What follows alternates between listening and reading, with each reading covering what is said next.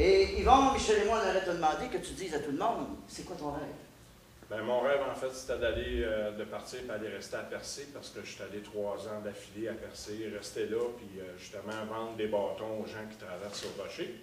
Mais cette année, au mois de septembre, le gouvernement a décidé que plus personne ne va traverser au rocher, mais je vais le vendre quand même si j'y vais. Je vais faire mon rebelle. Non, c'est le but de ça, c'est que, en fait, j'ai toujours eu un âme d'artiste depuis que je suis jeune, puis j'ai rencontré quelqu'un la semaine passée qui m'a dit tu as eu un blocage il y a 40 ans.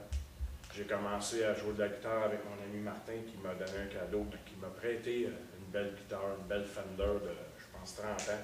Puis là, je gratte beaucoup parce que l'année prochaine, je vais faire une surprise à Pierrot, je vais lui chanter une petite chanson.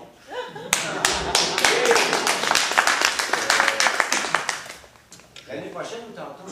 Non, pas, tantôt, non, je ne penserais pas. Mais je vais vous parler du bâton. En fait, ce bâton-là, il y a un hasard où il y a une rencontre. Mon beau-frère m'amène dans une zec à La Tuque pour aller à la pêche au doré. Puis une journée où moi, ça ne me tentait pas d'aller en bateau, j'ai été prendre une marche le bord du chemin de gravier, puis il était couché dans le fond du fossé. C'était un boulot qui avait été coupé. Puis c'est là que c'était le premier que j'ai ramassé, puis je me suis dit, je vais faire des bâtons. Je vais faire des cannes, ça c'était un rêve. Puis je l'ai ramassé, je l'ai emmené à mon atelier, je l'ai sablé, puis à un moment donné, moi je suis lettreur, fait que j'ai collé des petites lettres qui ont été découpées, vous le regarderez tantôt. J'ai collé des lettres, j'ai marqué pour en souvenir. La TUC, qu'est-ce que c'est la ZEC, puis en 2005-05. Puis j'en ai fait d'autres, plein d'autres. L'an passé, au mois de septembre, je crois, j'ai rencontré Pierrot qui marchait en direction sud sur la 15. C'était un peu hasard. Martin, je travaillais avec Martin. Martin m'a accueilli dans sa compagnie l'année passée comme vendeur représentant. Puis il faisait des enseignes de bois. Moi, j'étais 28 ans dans les enseignes de tout genre.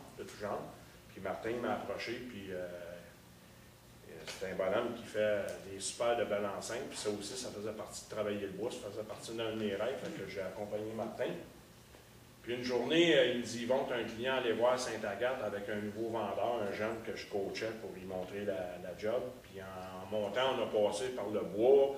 On est sorti à Sainte-Agathe. Je suis allé rencontrer le client. Puis le jeune était bien content qu'on ait pogné la job. Fait qu'il me dit, on va-tu manger au restaurant, on va se payer à la traite. Puis il voulait remonter vers le nord. Puis j'ai eu une intuition qui m'a dit non. Et je m'en vais tout de suite à l'atelier à Martin pour lui annoncer la bonne nouvelle. Puis on a changé le chemin. Puis en descendant, mon ami Pierrot qui descendait le chemin avec sa guitare puis qui marchait, qui avait de l'air à forcer. Fait que j'ai croisé Pierrot, j'ai dit à mon chum, arrête. Puis là, il a arrêté. Là, lui, il avançait vers nous autres. J'ai dit, un lift, monsieur. Puis là, plus il se rapprochait, il m'a reconnu parce qu'on s'était rencontrés au préalable avant chez Michel au mois de juin. Fait que je l'ai rembarqué avec moi. On est arrivé à l'atelier.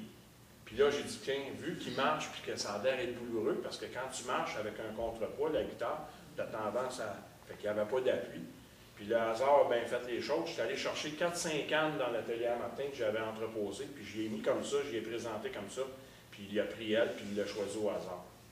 Puis ce que je ne savais pas, c'est que Pierrot, il est natif de La Tuque. Ouais. 2 rues de chez Félix Leclerc. Mais j'aimerais, est-ce que tu... Regardez, je vais vous donner un exemple comment ça va marcher. Alors, vous avez le droit de dire, Michel, de te dire, hey, j'aurais quelque chose à ajouter, tu me poursuis pas, toi. Moi, j'ai quelque chose à ajouter, tu me poursuis pas, toi. Ben oui. Bon, alors j'aimerais... Alors, je fais juste vous imiter ce qui va arriver à soir. Tu peux rester à ta place, tu peux t'emmener ici, tu peux allumer le micro, tu peux faire ce que tu veux. C'est la chanson équitable. Fait que je vais faire un avec vous autres. Alors, moi, je raconte que...